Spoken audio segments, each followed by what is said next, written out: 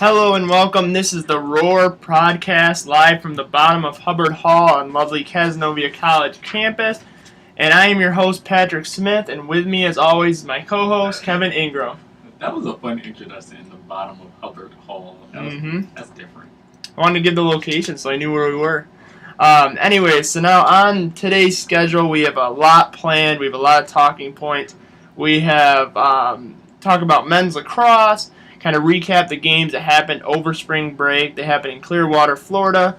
Talk about the game against Marymount, Virginia, and Clark University. And then we're going to preview the games coming up against Elmira College and against SUNY Canton.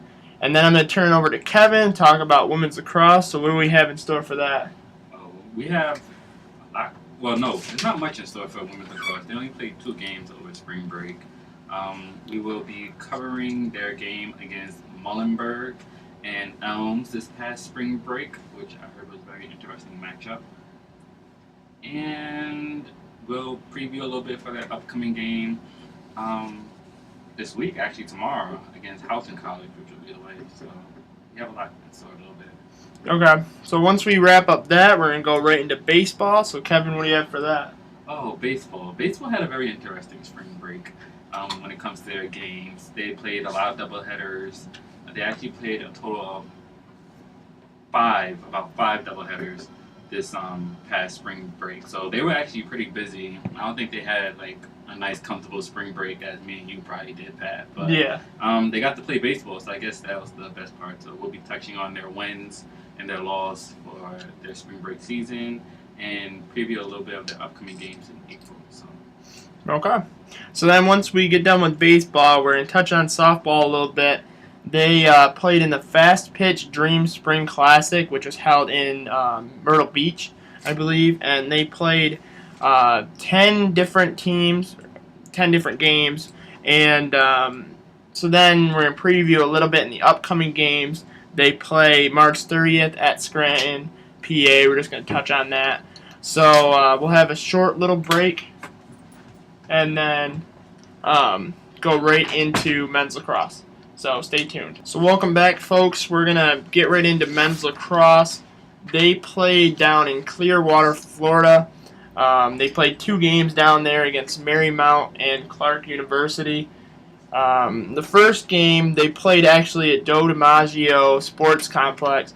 I don't know if you guys know who he is, but he's a famous Yankee from times past. Do you know who he is, Kev? Yep, I definitely do. If you're from New York City especially, you basically know who Joe DiMaggio is. He's also notoriously known for dating, actually marrying Miss Marilyn Monroe, who is a very famous actress in herself. So. Yeah, it's definitely a power couple back in the day.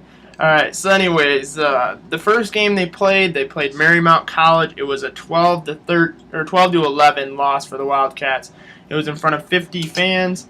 Cazenovia was led by Eric Hanover, who had 3 goals on 3 shots on goals. Joe Delia had 2 goals, 4 assists. Kyle Kingsley with 2 goals, 1 assist. Joe Tim had his first career collegiate goal and then followed it up with another one to finish with 2 goals and 1 assist. And Brandon Maxon and Ben Wilson each had a goal. Louis Ingrassia and Gavin Shear each contributed an assist on the day. Marymount was led by Max Johnson and Matt Justice, who had 3 goals apiece. This was a very close game throughout the whole game. Ended up being a fourth quarter comeback by the Saints to get the win. It was a hard-fought game, though. It was a rough way to start their Florida trip. So, Kevin, what do you think about this game? I don't think it was a rough way to actually start off. I think that's sort of, in a way, good way to start off because it was like a really good matchup and it was close. Score was 12-11, so it was not a bad loss. It was just one of those like sort of either like tripped at the finish line or they just couldn't hold on for one last second. But it was definitely, I feel like this was a good game. It wasn't a bad way to start off. I mean, it is bad because it ended up being a loss ultimately, but it looked like it was a good matchup. It was fun to probably play. So, yeah. Yeah. That's a decent way to start off, especially being how nice it was down there. To just being down in Florida was really nice. And the big stats from that game that I want to touch on was the 47-25 in ground balls for Marymount. Ground balls refer to basically any time the defender knocks the ball out of the other teams, which would have been ours, sticks, and on the ground, they just picked it up quicker than we did. So that just is a testament to us just not being very quick, not being able to get there first. We weren't hustling as well. So that probably stood out, I think, the most to me, just looking at the stats. So then the second game they played against Clark University. This was a much different storyline. It was 21-5 loss for the Wildcats. This was in front of 525 fans. Brandon Maxson had 1 goal. Kyle Kingsley with 1 goal, 2 assists. Eric Hanover and Joe Tim each had 1 goal. And Shea Ames recorded his first career collegiate goal. Clark was led by Brandon King and Nick Johnson, who had 4 goals apiece. This one wasn't as close as the first one. It was 10-2 at half, 15-2 at the end of 3. So what do you think about this game, Kev?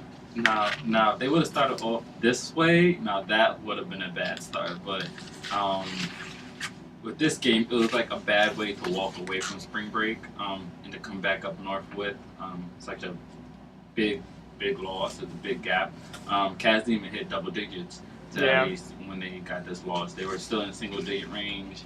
And, I mean, Clark University, they did what teams do. They came out, they played, and they executed and dominated the whole entire game. So, yeah, that's just definitely not a good game. Yeah, that's just the fact of playing a much better team when you're already tired from the first one. You're kind of getting a little lazy, just enjoying the weather, and then you just get hit with this game. That's not a good way to end it. But hopefully we can turn around as we come back to New York. We play some tough games coming up, so hopefully they can turn around and still make a good season out of it.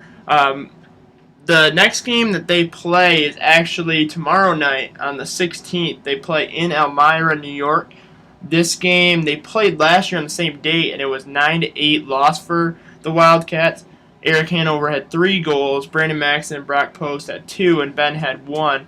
Elmira, though, they keep the same guy that really shot the ball well for them, Anthony LaRusso. He's back again this year, so we're going to look at our Wildcats, definitely stopping him early and often. So some of the storylines. The first one, is there revenge in store in this game? Because we didn't play so well last year in the same date, same time, same everything. So hopefully this year is a little different. Do you think revenge is going to play? Revenge is definitely going to play out. Speaking to a lot of the lacrosse guys, they're definitely looking forward to play some big games and to get some big wins under them. And I mean, what perfect way then to sort of do it, coming back from spring break and playing more in your home arena as of New York State, than to replay the same team again, same place, same time, same date, and instead coming out with a win this time. So hopefully that's what they do. I have hope for them. I believe in them. I believe they can do it. Yeah, we definitely both here and everyone out there hopes that they can turn around. How do you think they'll overcome those 2 losses, though? Do you think that'll be tough to try to put them in the rearview mirror? No. Yes and no. It depends on the team's mentality. I don't know how the lacrosse team thinks when they're like in lacrosse mode, but that's definitely something that they can use to their advantage. Going off that big loss, mostly the big loss that they took, leaving from against Clark University, would definitely be to see what they did wrong, see how to improve and push themselves further, but at the same time, not dwell on it too much, so they're not so dependent on what happened then, and instead focus more on what happened now. And maybe not so much looking at what happened with Clark University, but instead looking at what happened last year when they played Elmira and they got the 9-8 loss. So maybe they might look a little bit more to that and build off of that. Yeah. Well, and then the other big matchup we want to look at is, like we already touched on earlier, LaRusso, who had 3 goals last year, and Podolsky, their other good attackman. Can our defense step up and stop them? We've talked about Casey Daly and Brady Mitchell and Chris Hoover and some of their midfielders like Keenan Mahoney and people like that can come back and still play tough against them. Do you think they're going to be able to stop this attack? Can they stop the attack? Anything is possible. Anything's possible with this game. can they stop it? I have yet been able to watch them. Unfortunately, it was spring break. There was like no live feed of them playing against their two teams that they played over spring break. But I'm looking forward to seeing them play in person so I can get a better understanding of how they play this year as a team compared to last year. So that's definitely going to play a big role. But they can, our teams, they can click, and when they do click, that's when they're most deadly. So Yeah. it's possible they can click. Yeah. And one thing that is crucial for this game is we had a lot of injuries last year for this game. I was talking to a couple of lacrosse players that said we had at least 3 or 4 key players were out with injuries. So Elmira hasn't seen us at full strength. So Ooh, that might be the play difference. A really big Yeah. role. Mm-hmm. They might sleep on how Elmira might come out with the mindset, oh, we beat them last year, Mm-hmm. and they played this, that, and the third, but they don't know what we've been working on. Mm-hmm. It's a big secret up here. It's like we said, we couldn't see the footage, they couldn't see the footage, so they have no idea what Cass has in store for them.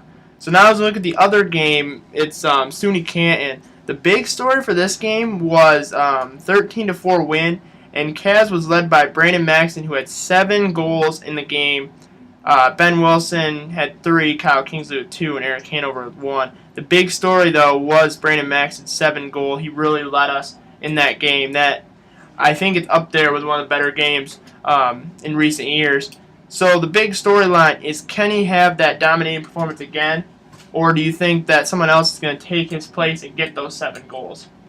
Oh, somebody can definitely take his spot for the simple fact we have a lot of good, strong key players, and good team competition is always good for the team. It definitely pushes them in more of a confidence, not cocky way. So definitely a fellow Wildcat. It could be Ben Wilson, it could be Kyle Kingsley, Eric Hanover, or somebody else's name who is currently not on the bill. It can be a freshman that might come out and do damage. So definitely it's going to be a good game, and hopefully our men's lacrosse team, Wildcats, are definitely thinking about maybe gunning for those 7 goals or more over what Brandon Maxson did last year, and hopefully Brandon Maxson comes out with that same mindset that he came out last year when he played against them. So Yeah. it can be a good one.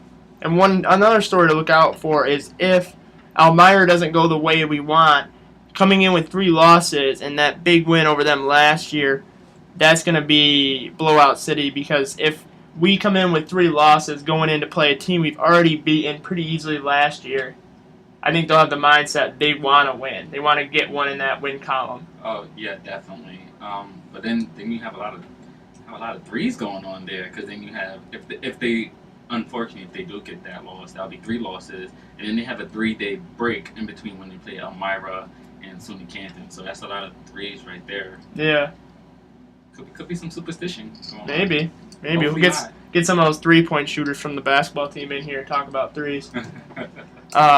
So they're hoping that this game is a lot like last year. We're hoping it's an even bigger gap between the scores. And we hope our offense can get on track and set the pace that we know they can. Let's be honest. They had a good season last year. They were clicking most of the year. We're hoping that gets started sooner rather than later. Do you have anything else to add on men's lacrosse before we switch over to? No, but definitely we're definitely going to shout them out on Twitter. But shout them out if they're listening now on their game for tomorrow, which will be away. I will not be in attendance, but good luck to them, and hopefully they come back with their first win of the season. Yeah, and one of the things we're going to put up after this show is we're going to put a poll on to see. We're trying to look at some guests for next week. We're not having any on this week just because it's so quick after spring break. We want to get them time to get back into their studies because we value academics a lot more than athletics on this show. And so next week we're looking to try to see who we want to have in. So if you guys want to tweet at us with some of your ideas of who you want to come in, or if you want to come in, send a tweet. Hey, I'm in the building. Let me come down, and we'll let you come in and sit, and we'll have a nice interview with you.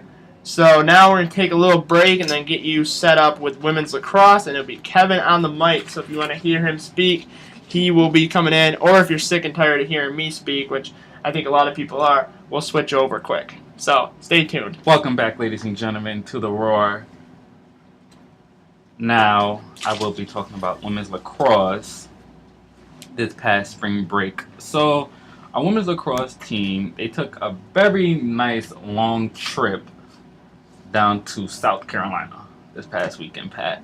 And they left, if I'm correct, on Friday. I And think so. You're took Friday them, or Saturday. yeah, and it took them a long time to sort Yeah. of get down there. They took the Cavs van, so I'm pretty sure that wasn't too comfortable. If you're not sure what we mean by Cavs vans, these are like the old style vans, like mom and pop soccer mom style vans, and they're trying to pack a full collegiate lacrosse team in there. So let's just say it was probably a long trip in that regard. But I'm pretty sure that it provided enough time for like a lot of team bonding. Oh yeah, I mean, you definitely. have nothing better. Like on all the other buses that our teams took, they took more of the coach buses. So like they had those movies, they had like space to like go to sleep, and But being in those small, so close, Comfort over building character. yeah, definitely, definitely. So for our women's lacrosse team, they played Muhlenberg College on Tuesday, March 8th of their spring break. It was nice and sunny and warm down there. But unfortunately, our women's lacrosse team did not come out on top that day. The final score for the day was 17-2 against Muhlenberg. They were definitely there. Muhlenberg was in the building and just dominated the majority of the game. Our only two scorers of the day was Madeline Brand, who scored with an assist, which is in the first half, and then we had a score from Caitlin Shepard, which was unassisted in the second half, and that's all the points that we managed to achieve for the day. So what do you think? What do you think about that, Pat? Well, just talking to him, this like we did with Clark for the men.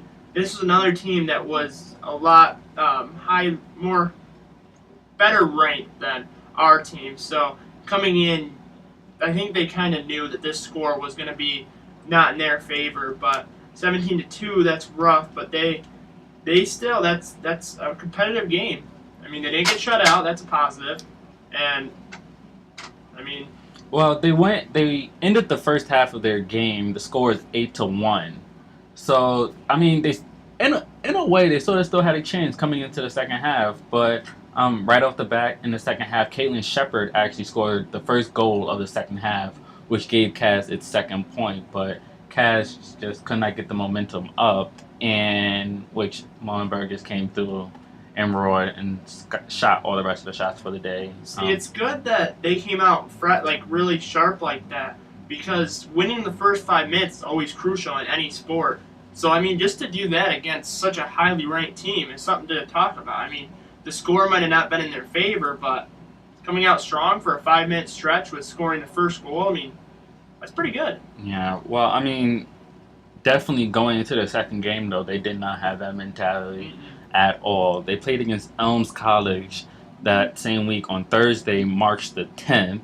Once again, another beautiful day, sunny out down there, and the final score for that day was 19-2 Completely flipped from the first in game. favor of Casanova College. Talk about a flip! Like that's like a good backflip right there, coming off a loss like that. Yeah. And I think that was very interesting. I was talking to some of the girls while they were down there, and like they told me when they had their loss, and I didn't quite expect them to come back and win in such high regards with a 19-2 win against College.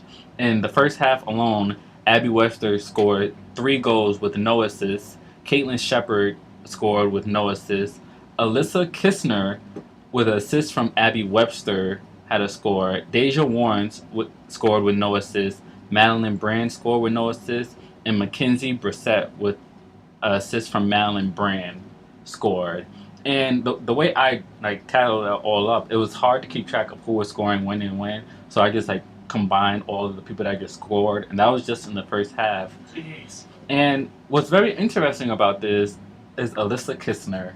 And it's not just because she's my friend, but she's a defensive player. So her position really in lacrosse is not so much to score goals, but more or less help defend when the opposing team comes to their side and tries to get to the goalie.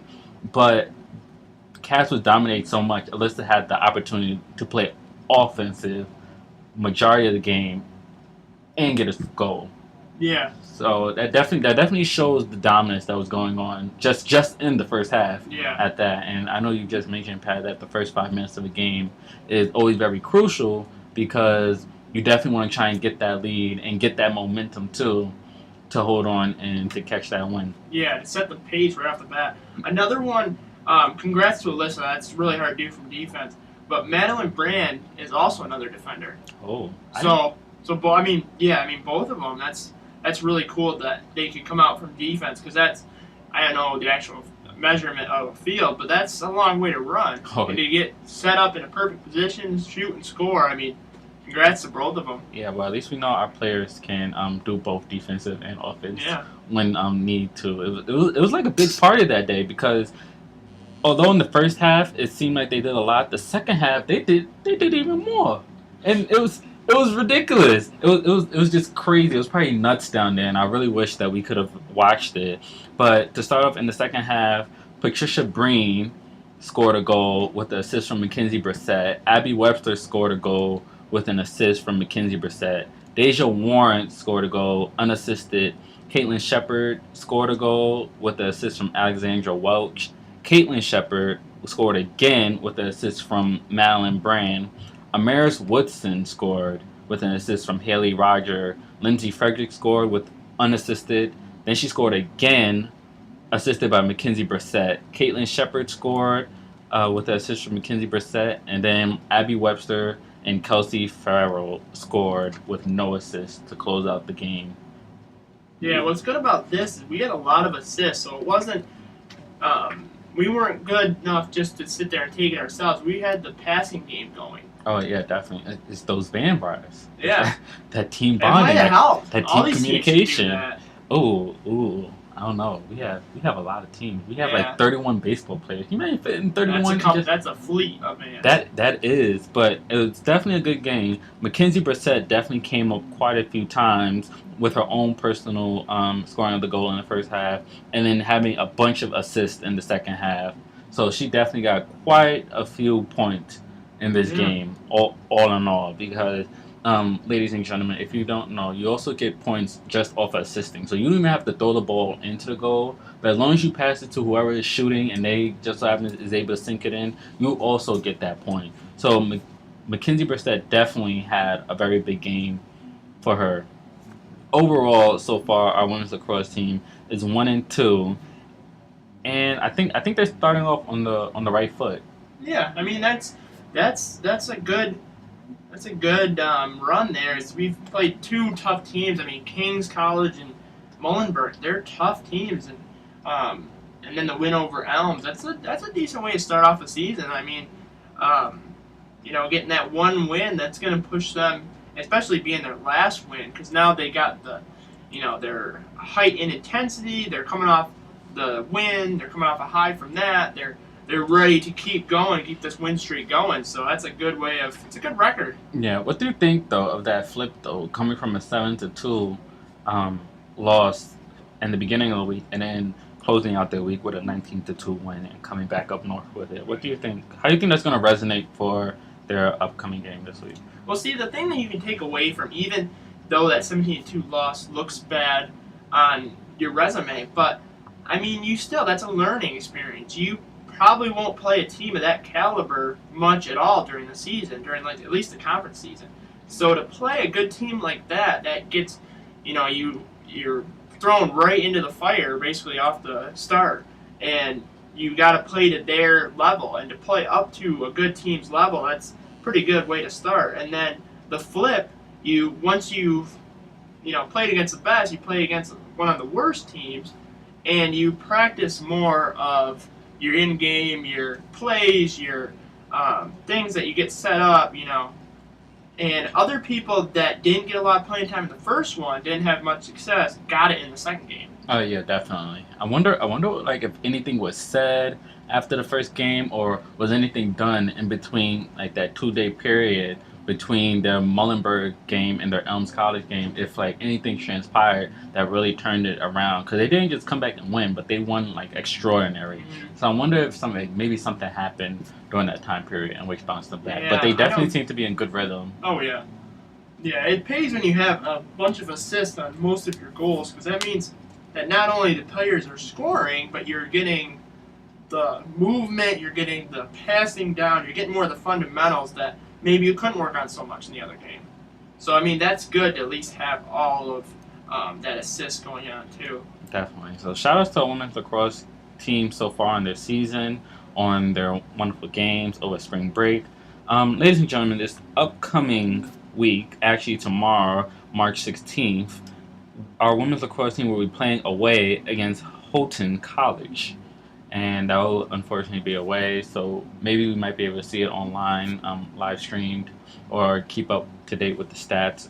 I know I'm gonna try my best to. I know a lot of the female athletes on the team, and I definitely like checking in and seeing how they're doing. But hopefully, I think they're going in with good rhythm, and Yeah, so they're confident. yeah, definitely confident. With a 19-2 win, like how do you not be confident? Yeah.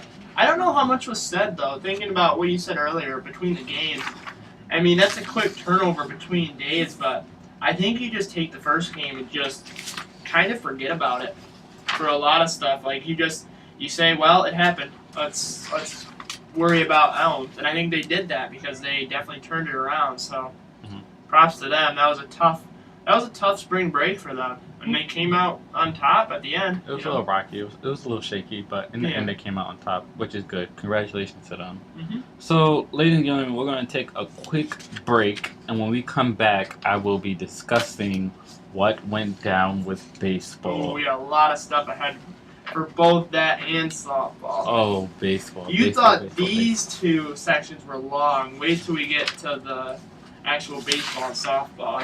Oh yeah, definitely. So stay tuned. Welcome back, ladies and gentlemen.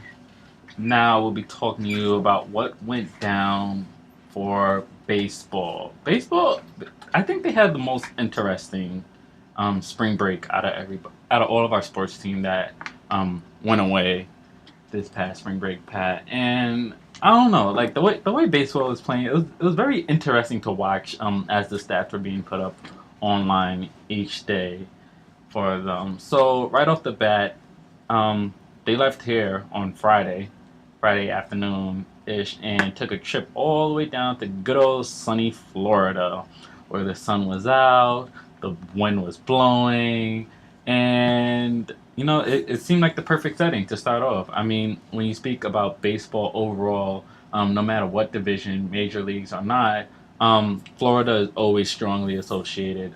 Spring season, everybody looks forward to it. Like that's where you start off. And unfortunately, our wonderful Wildcats did not start off on the strong foot for their game.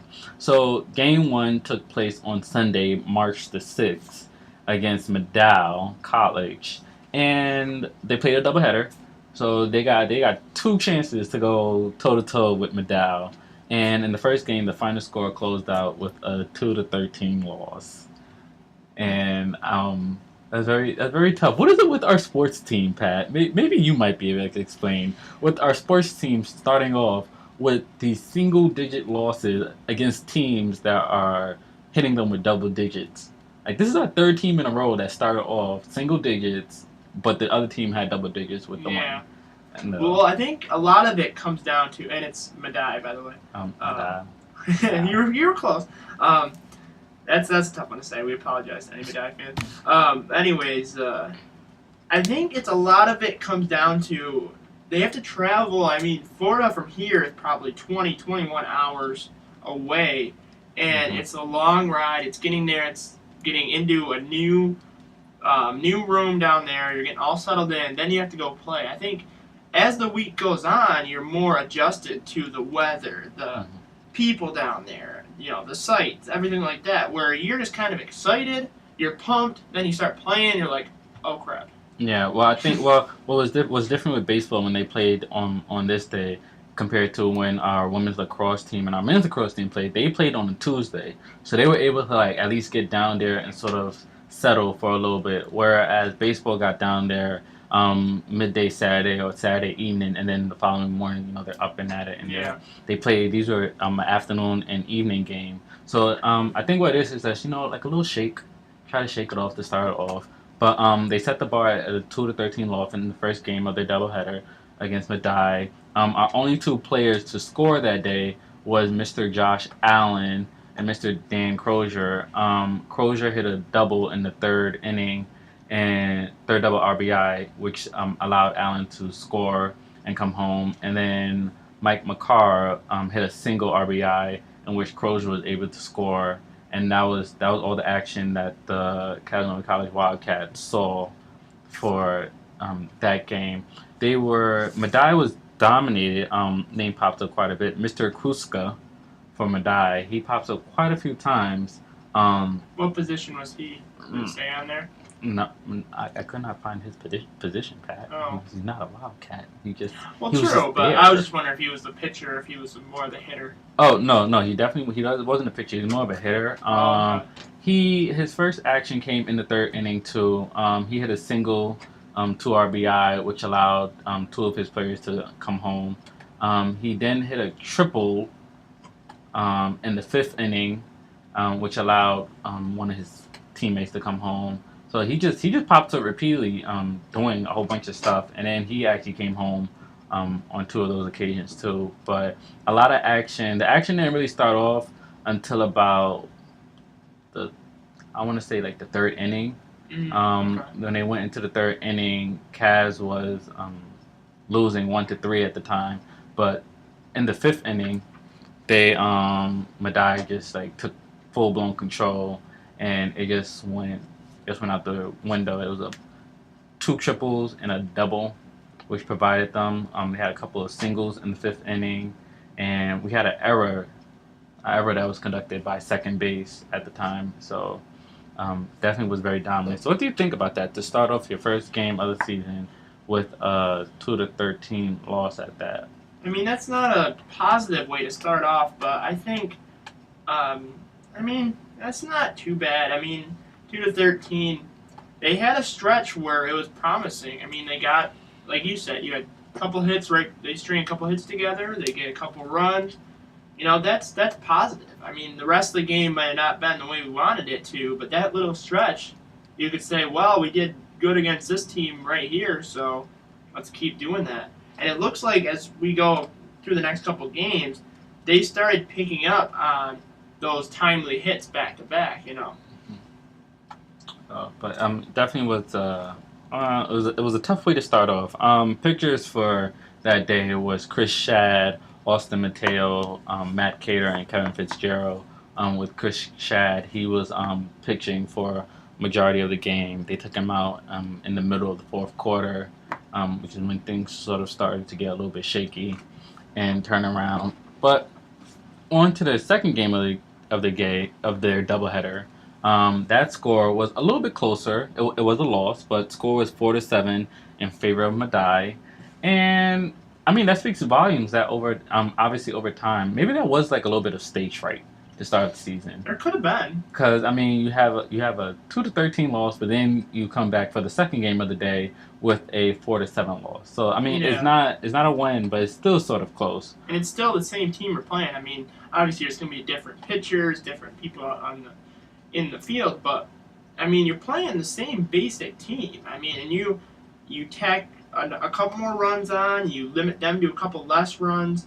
So, I mean, it's a lot closer to the first one, so that's a positive, you know. Yeah, They're working on definitely. Well, our Wildcats did not have any action until about the fourth quarter, in which Ryan Myers reached on an error by third base, in which Crozier scored for them, which gave us our first point actually of that game. Then later on, we will have Colburn reach on a fielder's choice RBI. Allen was out at second base. Inc. advanced to third during that game, and Mr. John Young scored. And this was all in the seventh inning.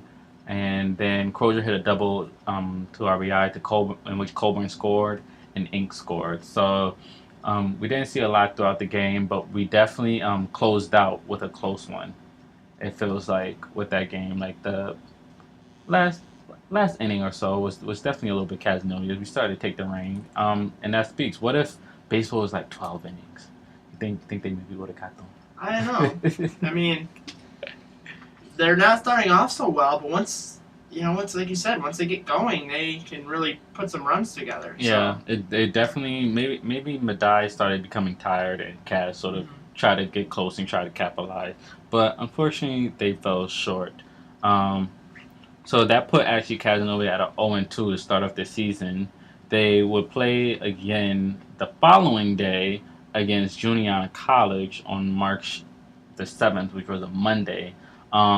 Their first game final score was 10-3 in favor of Casanova. So we definitely did a turnaround. Our teams are very big on doing turnarounds. It seems like our women's lacrosse team started off with a loss, turned it around. In baseball, they turned it around and started Juniata off correctly. Yeah. The Wildcats scored a run in the first 3 innings to lead 3-0. Juniata, though, will respond with a 3-run in the fourth inning, which would actually end up tying the game in the fourth inning, 3-all. Our Wildcats would take the lead in the bottom of the fourth, though, as they scored 2 runs to go up 5-3. They would break the game open with a 5-run in the sixth inning to win the game, and that was just game number 1 for the day. If I'm correct, I think that was a morning game, about 9 or 10 in the morning. Oh wow! They played that game. Yeah, So really early. Yep, they definitely took a very big reach and a leap, and definitely changed things around. But game number 2, whew, I think that was the peak of their spring break. It has to be like one of their top doubleheaders that they played over spring break, because in game number 2 against Juniata, the final score was 6-5 in favor of Juniata College, which really, I spoke to some of the players about it so far, and it like sort of stings. Like it's just one of those. One of those games that you want to just play. Yeah, and it was one of those games that it looked like it was most likely going to go into overtime. Extra innings. Extra innings, well, I should say. Wrong sport. Extra innings, or Cavs could have just capitalized at first. But action actually didn't start for this game until about the third inning. So they went the first 2.5 innings with no scores on the board at all. And in the bottom of the third, Mr. Anthony Lombardo from Madai College, with a double to right field to score 2 of his teammates, and allow for a 2-0 lead for Juniata for the day. A David DeFrest, I want to say. Hopefully I got that correct. Grounded out, which pushed Mr. Lombardo to third. Chris Cincy then laced a single to right field to score Mr. Lombardo, in which Juniata then had the lead of a 3-0 so far for them. But in the fifth inning, with runners on first and second, a baseball moved both to second and third. Casanovia's Matt Sheridan hit into the fielder's choice, which scored a run for them. After a walk, Josh Allen reached on a fielder's choice, but an error by Schreider scored Chris Shad to make it a 3-2 game. So that's when the Wildcats really started to respond in the fifth inning. Mr. Klusman of Juniata College led off with a triple. He scored as Lombardo roped a single down the left field line, and the Eagles increased their lead to a 4-2 game. So they're going tit for tat for this game. Back and forth. So far, this is definitely one of those games that you probably wanted to be there live and see go down. In the sixth inning, the Wildcats would tie the game with 2 unearned runs. In the eighth, Casanova scored to take its first lead of the game at 5-4. So they went into the eighth with a 5-4 lead. Wildcats down 6-5 in the bottom of the eighth inning. Juniata baseball team got the big hit when they needed it, in which a freshman out of all people, center fielder Mr. Devin Carper, hit a triple to right center field to score 2 runs, resulting in the Eagles hitting a stunning win over Casanova College 6-5 in the eighth inning. Yeah, that's a tough loss. It was a tough loss, but it was probably a lot of fun. Yeah. Oh yeah. Going adrenaline. Oh yeah, definitely had their adrenaline going for them. So what do you think about that, Pat? Their Juniata game compared to their Madai? Well, I think the first game I think both these games should have been good wins for Kaz. They were definitely clearly the dominant team for both of them. I just think that maybe from the first game to the second game, there might not have been a lot of time between to rest up, and that plays a role into it. And I just think the second one, we let our guard down, we took them a little lightly, and they end up like you said, stunning us. And I definitely get why the players on the team are saying that's one that they want back, because just looking at how you kind of laid it out for us, that's a tough loss. That's one that a couple plays here and there could have pushed that in our favor. So Oh yeah, it's one of those like when you think back, what's that one thing we could have done differently? I'm pretty sure mhm. they were thinking about what's that one play? Like what if I wasn't standing here and I stood over here? Or what if, we got player A out at second and Yep. stuff. So it's definitely one of those ooh, if only like one little tweak they can Mhm. definitely follow up. So on Tuesday, March the 8th, they played against Penn State Altoon. I hope I said that correctly. I Altoon. think so. Altoona, maybe. Tuna. I don't know tuna. I don't know. It makes me think of food. Yeah. I don't like tuna, Pat. No. Me either. Well, I don't like Altoona either.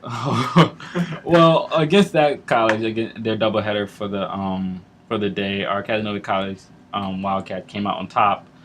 First game score was 10-5 win in favor of Wildcats. We had a lot going for ourselves in this game. Started off in the first inning. Mr. Jack Young fielded out to left field, in which Crozier advanced to third, in which player Pelosi ended up scoring. Mr. Anthony Bassiano homered RBI, which allowed for the 2-0 in the fourth inning. Mr. Josh Allen hit a double RBI, in which Olsen scored unearned. So it was definitely going in our favor right off the bat. In the first four innings, we were up already. Mr. Alpern reached on an error by center field, advanced to second. Mr. Bassiano scored unearned. Colburn scored on an error unearned, and Jack Young scored on an error unearned too. So it was a lot of errors going on. Yeah. In Penn State's corner. Their defense must not be as well as they wanted to, because errors can really kill your team. Oh yeah, definitely, and that's where the capitalization comes in. Especially if you have momentum on your side, which our Wildcats, of course, did. We had Mr. Olsen hit a single RBI, in which Mr. Alpern scored for Casanova. Mr. Pelosi hit a single RBI, in which Allen advanced to second, and Olsen scored. So there was a lot of back and forth just going, and they just took it all the way. Ultimately, with a 10-5 win just in their first game. So it was definitely in their favor. Their second game, though, went a little bit different in the fact that we have our first blowout of the season with a 9-0 win for our Wildcats. So we need one of those buttons down here where you press and it has the blowout sound, like some kind of funny term to go with it. Yeah, or like when you go to baseball games and a player hits a home run and like they have like this. I know at City Field for the Mets, whenever there's a home run, there's like a little apple comes up or whatever and pops out. We need something like that. We need a button that you can do like a roar sound, maybe. Oh yes, for like so that blowouts. Every blowout would just roar like that. Oh, that would be a good one. Yeah, we'll have to get one of those. Maybe we can ask for that. Yeah, but no, this is definitely a blowout. Who was the pitcher for today? Who got the win? Because this is a shutout, and that's always cool to see which pitcher was holding it together. Yeah. Oh, it looked like our pitcher for the day was Mr. Sean King. Really? Yeah. He was in for all 7 innings. Wow. That's a good game for him. That was very interesting. I saw him the other day in the hallway. He didn't even mention that. Some players are like that though. They get they have good stats, they have good games, and then they're humble, they come back and they're like, oh well, life moves on. I got an assignment due next week. That's probably what they're thinking. Probably, hopefully. In this game, it was nothing but all Wildcats. In the third inning, the fourth inning was our biggest, and then our sixth closed it out with Mike McCarr hit homer 2 RBI, in which Mr. Ryan Myers scored to bring it on home. And that's basically it for that game. Not much happened. Just a whole bunch of Wildcat domination. Yeah, well, that's good though, because the first couple games weren't going the way, and I think that might have taken the place of that Unianza game that didn't go our way. But these 2 games, these were blowouts. So it's good to have games like that every once in a while. Yes, well, they obviously they had a lot going on. As I said, they played 3 games back to back. So, and that's fresh off the bus too. at that. They just came from a 21-hour bus drive, and then they had to play games, double headers at that, 3 days back to back. So took their toll, but our Wildcats took a little 2-day break from being on the field and didn't come back on the field until Thursday, March the 10th, in which they played Cairn University. Final score for that game was 0-3 in favor of Cairn University.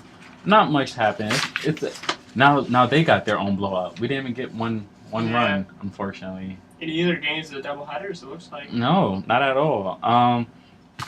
In the first game of their doubleheader, third inning went to Mr. Takis of Cairn University, who hit a single, 2 RBI, in which his teammate Mr. Moore scored unearned. And then in the sixth inning, they had Mr.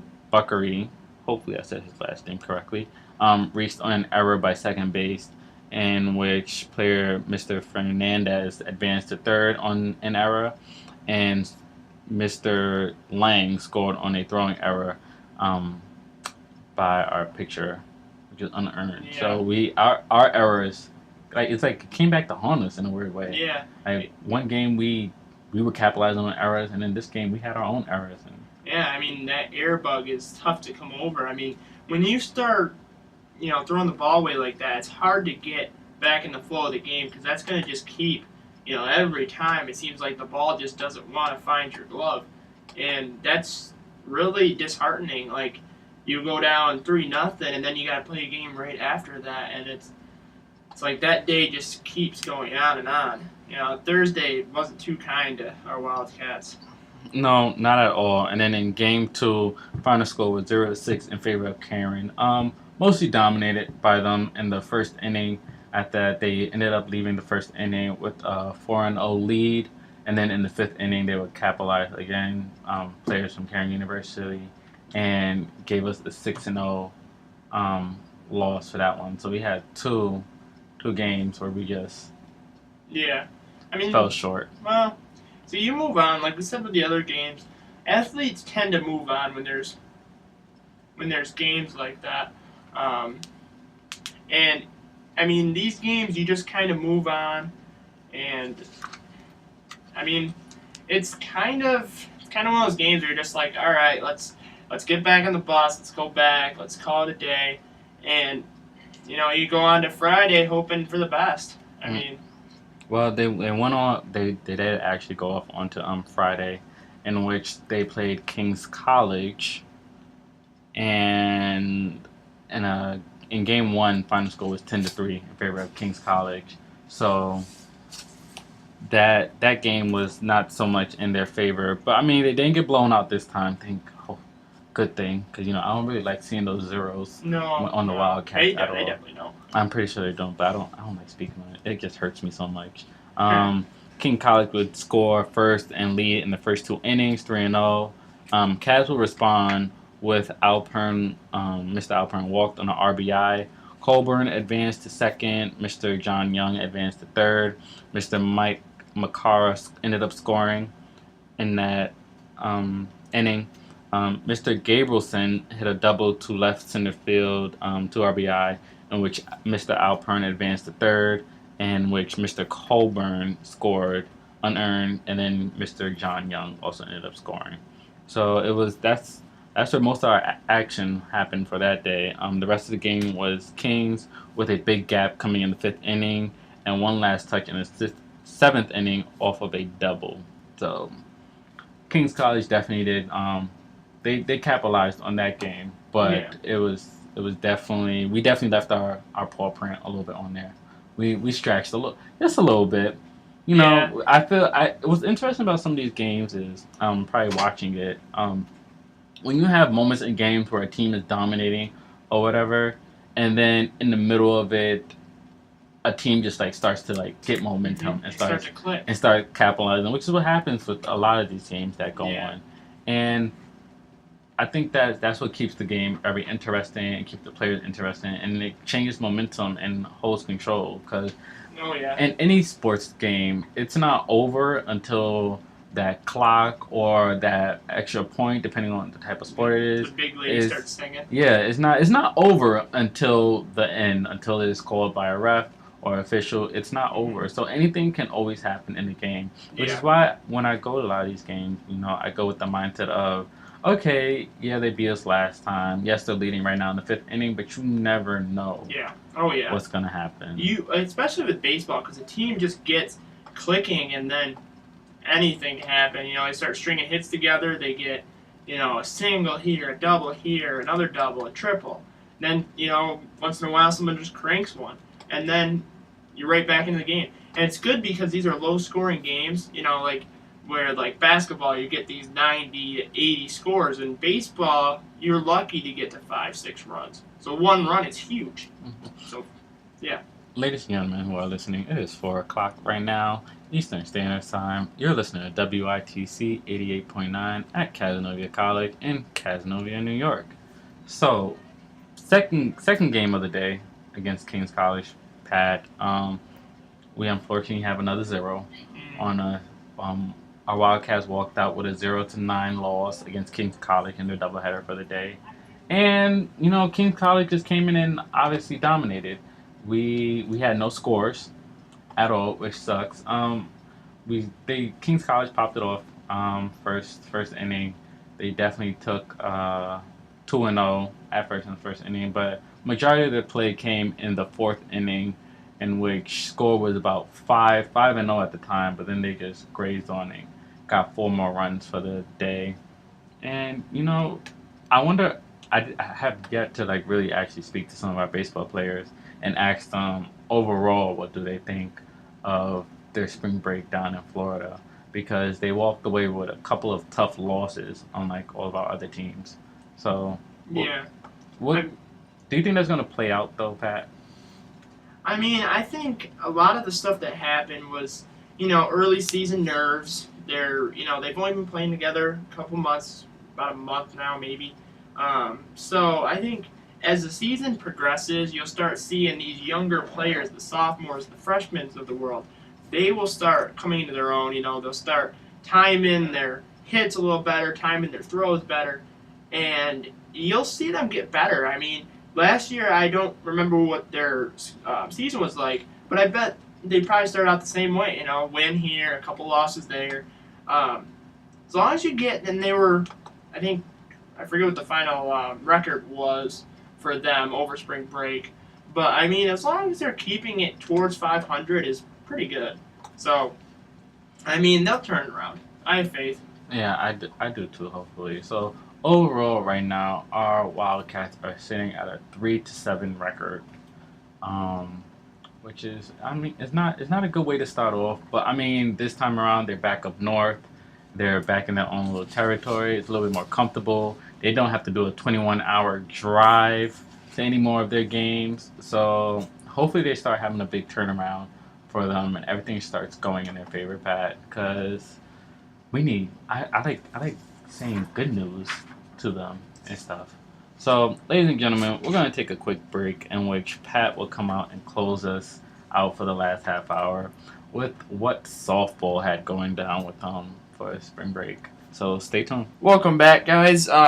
Thank you, Kevin. That was a good segment. That was so much. Baseball had a lot going on. Yeah. Well, just so you guys know what's coming, softball is just as long. They played 8 games over the break.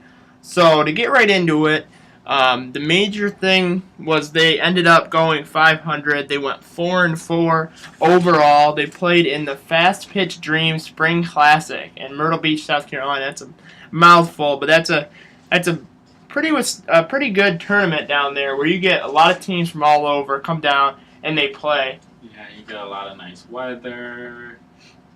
So much nice weather, probably. Yeah, you can really tell that we didn't like the weather where we were. No, I loved it. New York City was hitting 75s, and I was outside in a t-shirt and a pair of pants. So it was definitely very nice, and it was like a nice, comfortable warmth of the city. Boston doesn't get it. But Gotcha. tell me what was going down at Myrtle Beach, though.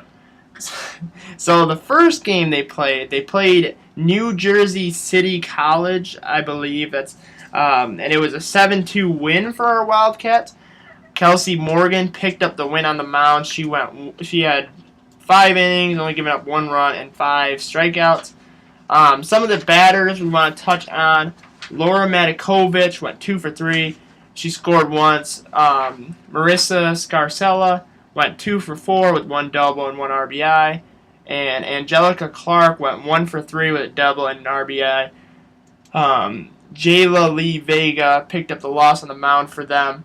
But a good way to start off. And one thing we touched on early on, I think last week we touched on a little bit more, was that the easier games were in the morning. Mm-hmm. You remember? Yeah, and then the harder games in the afternoon. Well, if you look at some of these things that happen, the first game was usually the one that they end up winning, and the second one they usually lost. So, I mean, that's good. They can get up that early and come and play. And but no, that was a good early win for us. Good way to put their foot in the door and say we're here, we're ready to play. Yeah, definitely was a good way to start it off. But, so then they played Mount Eleusis, and it was a 6-1 loss for the Wildcats. Hannah Simpson picked up the win on the mound. This one was interesting because this was a no-hitter for Mount Eleusis. And what's interesting, I said that it was 6-1 loss. You might be wondering how that could possibly happen without even getting a hit. Well, we had 3 people on base all walked, and then Alex Kinnell, she got the RBI because she got hit by a pitch which forced in the run. So, I mean, at least it wasn't a shutout. Yeah, at least it wasn't a shutout. Yeah, we got lucky on that. And Kelsey Schutte picked up the loss on the mound. She went 5 innings and gave up 3 runs and 1 walk. So not a bad showing for her. They just couldn't get any offense going in that one. Then their game, they played Anna Marie. It was 14-6 win for the Wildcats. Jessica Keller picked up the win on the mound. She pitched 5 innings, gave up 6 runs, 3 strikeouts. Laura Matikovic, again, we keep bringing her name up. She went 4 for 4 on the day with 5 RBIs. And Taylor Springer went 2 for 3 with 4 RBIs. So what do you think with this freshman coming in, Kev? We've only gone through 3 games, and she's already batting over 500. Well, I mean, that's something that we spoke about before we went on spring break, Pat, with some of the changes that ended up happening with the softball team, in that they had quite a few players leave that were seniors, some players that just did not return overall, and they got quite a lot of fresh people that came through the door. So good thing that she came in and she has managed to, just like swing open the door for herself and her teammates at that. So definitely, I think that's really good. I think that shows a lot of character, and it definitely brought good new light to the softball team. Oh yeah, especially when you're a freshman, you're coming in and you're hitting this well. That means you're already ready to play. And that's really good for our team to have someone like that. To finish up that game, Kelsey Schutte went 2 for 5 with 2 RBIs, and Becky Nicolella went 3 for 5 and 1 RBI. She scored 4 times in the day. So an overall really good offensive day for that, especially coming off a loss the day before where they didn't have any offense. So to get up the next morning and just flip the switch, and like we talked about, every team keeps the switch like that.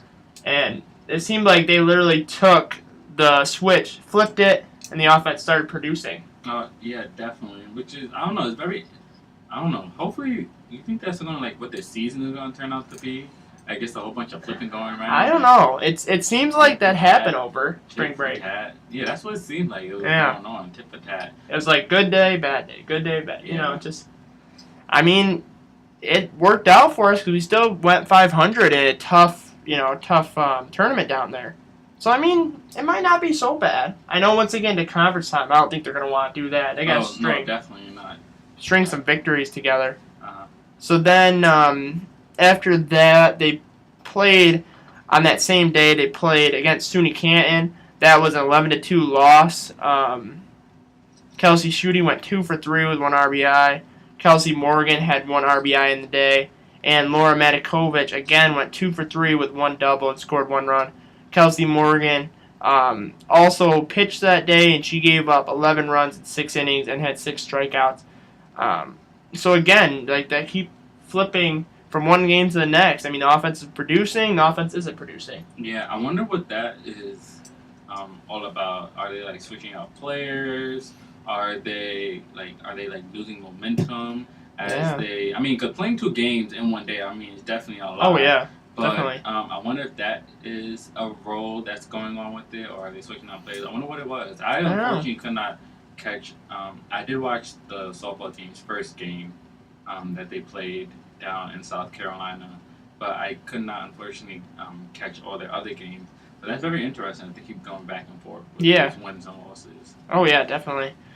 So then we keep going. They played Summit, which is a college in Pennsylvania, and they won 6-4. Kelsey Schutte, she picked up the win on the mound. She gave up no runs in 3 innings and had 2 strikeouts in the game. So a good pitching outing for her. Alyssa Connor led the Wildcats. She went 2 for 2 with 3 RBIs, 1 double, and even scored once. Marissa Scarcella had 1 for 3 with 2 RBIs. Ashley Morgan 2 for 4 with 1 RBI, and Kelsey Schutte with 1 for 2 with 1 double. So an overall good game for them. I like it that they can kind of pick up with their offense. Offense is low, they pick right back up and get a good win the next day. So then the next day they played King's College, which went 7-5, lost for the Wildcats.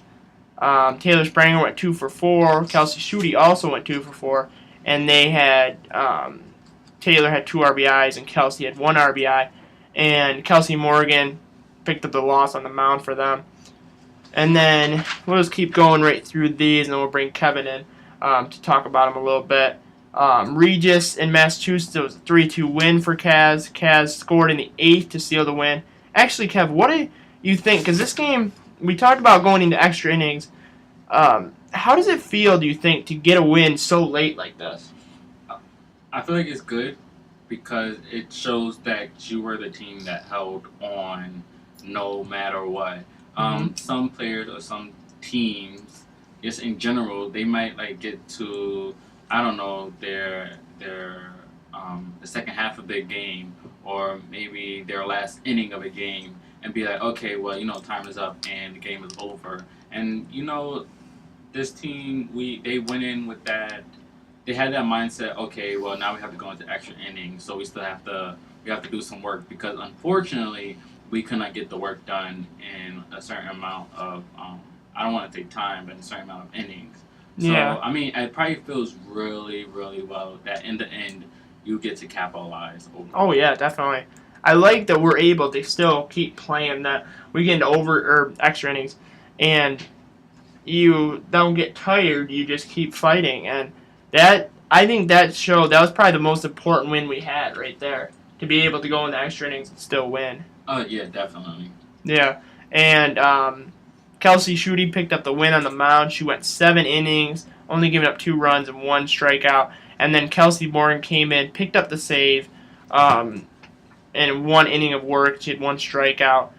Some of the offensive stats: Kelsey Schutte went 2 for 3. Angelica Clark went 2 for 4. And so a good game for us. We held on, got the win. Then they played Gwynedd Mercy in their last game, and it was an 8-6 loss for Kaz. The only big highlight we want to touch on is Brooke Targis, which we haven't said her name yet. She went 1 for 3 with 1 RBI on the day, so good showing for her. And overall, it wasn't any game to really talk too much about. I think they were just tired from the multiple games they played. Back to back. Yeah, and I think it just got to the point where they're like, all right, we're getting tired. We need to go back. So overall, it wasn't a bad run down there. They went 4-4. They played tough competition. So then we're going to touch on a little bit on their next game because both of our baseball and softball teams take a nice break before they come back and play. So they play near the end of the month on the 30th, I believe, of this month, and they play down in Pennsylvania against the University of Scranton. This game is important because it's right before they go into conference play. Do you think that they'll overlook this game because they're seeing the conference, how it's going, and will they overlook it? I don't think so. I think for right now that they're just gonna focus on whatever opponent that they have in their way in the next game. I don't think they're gonna look that far yet. Because right now they're 4-4. Is one thing if they might be, sitting like 8-0, with eight wins and 0 losses. Maybe then they might be. But I mean, sitting at 4-4, it's pretty comfortable. It's a neutral tone area, but I think they're definitely looking to capitalize and get more wins and balance out more wins than losses. Yeah. No more neutral. So I don't think they're looking for it yet. Okay. So now we're gonna have a short little break before we get into closing this show. One of the things we've been neglecting to talk about recently is a lot of the equestrian stories. But one of the things we're going to put in next week's show is a full section on them to get you guys caught back up because they're a very important team on this campus, and we can't overlook them. There's a lot of games going on spring break, so we apologize to any equestrian runners out there that are listening in or will listen later on YouTube that want to hear their names come up. You will get your chance. We apologize, like I said again, for not putting you in the script this week. We just had a lot to cover with other sports. Yeah, but we be watching. Oh, yeah. We be watching. Mm-hmm. We definitely have some terrific riders out there. And, so we're going to have a short little break before we get into closing, and then we get to hear what Kevin has to talk about in his 30-minute segment. So stay tuned. So welcome back, folks. We were talking during break. One of the things we want to touch on is softball does have a field now on campus. Before, them and the baseball team would have games at other venues, OCC, Fenner Field, and things like that. But now the softball field, the turf field up there, Cristacos Field, has now been turned into a softball field too. So if you're looking to catch our softball players, if you're looking to catch a game, you'll be able to go up there and watch along with the lacrosse games that will be up there. So we just want to throw that in quick. Definitely. I think that's very interesting. There are 2 points I'm going to cover with that. One, for the simple fact that we have turned our field, which is usually just for lacrosse and soccer when they're in season, and now it's also for our softball. And looking at it, I think that's going to be very interesting when we have away teams come play, because I'm pretty sure they're not used to playing on turf. It's different when you're playing on turf than on regular dirt and grass. The ball keeps rolling. Yeah, the ball keeps rolling. So that's definitely going to come into play when playing some of these games, because our softball players will be a little bit more comfortable playing on the turf at that, rather than other teams that are on their own fields. And also on the plus time, they'll get a couple more people to watch. It's tough sometimes, especially for our baseball and softball team in the past, to have people come in attendance, because although their games would be considered home, they were not within Casanova College in walking distance for the most part. They were often pretty far. And, sometimes it's hard on weekends when you have friends who have papers and stuff who can't take an extra 2 hours out of their day because they have to work on academics, compared to if you're on walking distance, you're more open to at least, going to the field and watching. So I think that's going to be definitely a big change around for softball. So congratulations to them on getting a field at home at that. So now it's just baseball's turn to get their field. Yeah. Well, then that wraps up pretty much our spring break that was. So now we're going to do the annual thing we've done every week. So this is Kevin's 30 seconds of airtime. Oh, yeah, definitely. So, ladies and gentlemen, this time around for my 30 seconds, we're going to switch around a little bit. And I'm going to bring Pat along with this one. And I just want to know, Pat, what did you do over spring break? Yeah. A lot of TV watching, a lot of relaxing. I think there was 1 or 2 days that I didn't leave my house once, which was really nice. That sounds awful, but when you think about it, how we're just constantly going and going, it's nice to have that. Plus, the other positive thing is after getting rid of my old car, I got a new one, so that's nice. It's an old... Whip. Yeah, it's a nice older car, so if you see me riding around, you'll know that's the Roar-mobile now. So that's pretty much it. It was a pretty fair break. It was fair. Anything interesting? Like, what was like the most fun that you probably did? Most fun thing? Yeah. Well, I went and saw 2 movies. I went and saw Zootopia and then the new Deadpool movie. Oh, I saw Deadpool. It was funny. That was good. Yeah. That was a good. Definitely thumbs up from me. Oh yeah, definitely 2 thumbs up. But you can't talk about too much that happened. No. But yeah, we don't want to be movie spoilers. No. Definitely that was a good No show. spoilers for either one. Zootopia was also really good. It was back to the Disney that I like watching. So. Yeah, you can never go wrong with Disney. Mm-mm. I mean, I had almost like a whole entire Disney themed Yeah. audio music playlist for our second show, I think it was. Yeah, I think so. So So if you're listening in, one thing that was funny though, and I'll end on this, was when I went and saw that movie, I figured, okay, it's a Disney movie. Maybe you get a lot of people our age going to watch. There was a little kid birthday party. Literally, kids probably 7 and younger. They had cake, they had food, they had balloons, they had everything. This is at the movie theater? Yeah. And I'm like, why wasn't I invited? That's the only thing I was thinking. I was like, okay, I'm going to go get some cake, I'm going to go, hang out. And I'm like, why didn't I get invited? Where was my invite? What? I've never heard of nobody throwing like a party at the movie This one did for some reason. But no, they enjoyed it. They all clapped when they were done. They had a fun birthday party. Go see Zootopia. So, okay. well, Pat on his free time, there are parties throwing at a party at a movie theater. Mhm. I've never like I've never it seen wasn't done. like a full party where it's like, you had cake. It was cake there. That's cake true. and juice. That's the party. Cake, Movie. juice, balloons, movie. And they had balloons. Fun. It was a party. That's Oh the yeah, party. when I was a little kid, I would have loved to have a party like that. So props to that kid. That kid had a really cool birthday. So how did I do for my first 30 seconds? You did pretty good. All right. Pretty interesting. A party at a movie theater. Yep. No. So if you guys want to, some movie theaters do have birthday parties. So if we have any young kids listening, tell your parents now you want to have that birthday party. Or college students. Or college students. I mean, just have a party at the movie oh, yeah. theater. we can still do it. Oh yeah, definitely. Yeah. I think that would sort of be fun. It's like a big group of Mine's people. in November, so it might be a little while. But if you're already planning it, go ahead. So now as we kind of wrap up here, we want to thank all you listeners for listening to us talk, because here at the Roar, we like hearing ourselves talk, but we like letting you listen to us talk. Thank you again for letting us fill up your afternoon to give you sports that are coming from Kaz. Oh yeah, definitely. Thanks for sticking around. For some fact, a lot went on for Yeah. spring break. That was a lot, Mm-hmm. especially between baseball and softball. Oh, There's a yeah. lot going on. Definitely backloaded this episode. Oh yeah, definitely with their wins and losses. But hey, everybody's home. Everybody made it back safely. Mm-hmm. They came back with wins, their losses, lessons learned, and hopefully they're gonna take that with them for all the rest of the games that they will be playing for the rest of the season. Home games and away games. Hopefully they're gonna take what happened over the spring break and are looking up, looking to the bright side, looking for conferences, looking for championships.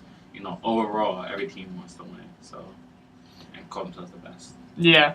So now as we really wrap up, you can view this podcast. We'll be on YouTube probably in a couple days. Our first 3 episodes are up. Our 4th one should be up soon. So you can also do that. Or if you want to listen live, you can either go on your radio and listen to 88.9, or you can go on TuneIn.com or the TuneIn app and listen that way as well. We also have a Twitter page up and running, so if you want to tweet at us to see who you want to come in and speak, or if you want to tweet at us, or if you want to tweet about what we should do for music, what we should talk about, some funny things that happen in your life that we want to talk about, anything like that, feel free to look us up. It's at RoarCaz, and you can go right on our Twitter page and view it that way. So we want to say good luck to all the games upcoming this week, especially tomorrow night. Both teams are away, so good luck in that. Baseball and softball, good luck in the future. A couple weeks away. But now to finish up, we have a 7-day break. We'll see you next week. Same time, same place. See you later.